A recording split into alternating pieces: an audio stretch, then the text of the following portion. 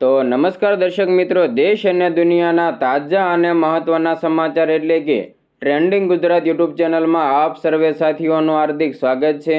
દર્શક મિત્રો, દેશ અને વિદેશમાં ઘટતી અવનવી ઘટનાઓની માહિતી સૌથી પહેલાં મેળવવા માટે અમારી ટ્રેન્ડિંગ ગુજરાત ચેનલને અત્યારે સબસ્ક્રાઇબ કરી લેજો અને બાજુમાં આપેલા ઘંટડીના નિશાનને પણ પ્રેસ કરી દેજો, જેથી અમારા અવનવા વિડીયોની અપડેટ સૌથી પહેલાં તમને મળી જાય।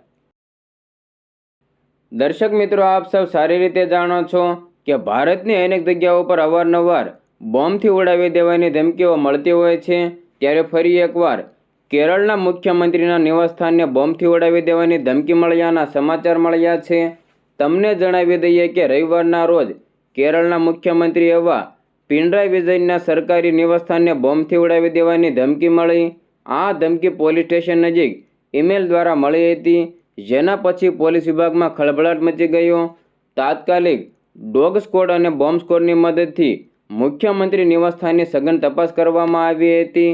અહેવાલો પ્રમાણે થમ્પાનુર પોલીસ સ્ટેશનને ઈમેલ દ્વારા મુખ્યમંત્રી નિવાસસ્થાનને બોમ્બથી ઉડાવી દેવાની ધમકી મળી। ઈમેલ કરનારની શોધખોળ હાથ ધરવામાં આવી છે। એક પોલીસ અધિકારીએ જણાવ્યું કે મુખ્યમંત્રી નિવાસસ્થાનને ખૂણે ખૂણાની તપાસ કરવામાં આવી હતી। જોકે મુખ્યમંત્રી વિજય તેમના પરિવાર સાથે વિદેશમાં છે। જ્યારે ડોગ અને બોમ્બ સ્ક્વોડ દ્વારા મુખ્યમંત્રી નિવાસસ્થાનની તપાસ કરવામાં આવી ત્યારે ત્યાં કંઈ શંકાસ્પદ મળ્યું ન હતું। આ ધમકી રાજ્યભરની મુખ્ય સંસ્થાઓને મળેલી બોમ્બ ધમકીઓ સાથે જોડાયેલી છે કે કેમ તે શોધવા માટે પણ તપાસ ચાલી રહી છે।